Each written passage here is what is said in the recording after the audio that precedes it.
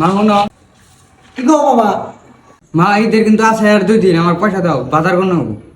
বাবা তোমার নিয়ে আমি 10,000 টাকা সকালে না বাইকের ছেড়ে দিছি, ওই টিউবুলের উপর ছেড়ে দিছি, যাও নিয়ে যাই বাজার কিরা হোগা। ওকে ঠিক আছে, আমি গেলাম তাহলে।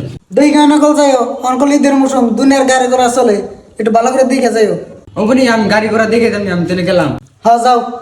আবার বানর পোলাটা যখন গেছে, এই সকালে 10টা বস্তা হরিয়ে দিয়ে গেছে, তাহলে এই 2টা বস্তা হরিয়ে দিয়ে যা, ইনা বস্তাকে আমি নড়িয়ে নি, আজকে বানর রাহুল, বানর জমত আজকে আমি নিমনি। মা হনো, হ্যাঁ আমি মিনিস্টার রাহ, তোমার নিয়ে তো আমি আশা করে এনে বইরেছি। মা ঈদের আছে না আর 2 দিন, আমার 500 টাকা দাও, পাঞ্জাবি কিনুম। ও তোমার 500 টাকা দিন না? তোমার 2 বছর আগে তোমার 150 টাকা পাঞ্জাবি এনে দিছি, এই পাঞ্জাবি কি করছা? ওটা না মা, পাঞ্জাবি সেরে গেছে, ওটা আমি কেমন করে বন্ধু। ও তুমি মিনিস্টার, তুমি সিরা পাঞ্জাবি কিন্তু তুমি মাঠ পড়া পারবো না, ওই সমস্যা আমি দিয়ে না, যাচ্ছেন দিকে তোর সোফা দেখলে আমার রাগ উঠে। বৌমা লাগবো না। হেই তুমি আমার এই পোলাটা নাকি তুমি অম্ব করতে চাও, তোমার ওই পোলার না 10,000 টাকা দিয়ে দিলা, এই পোলাটা কি তুমি 500 টাকা দিয়ে পারবা না?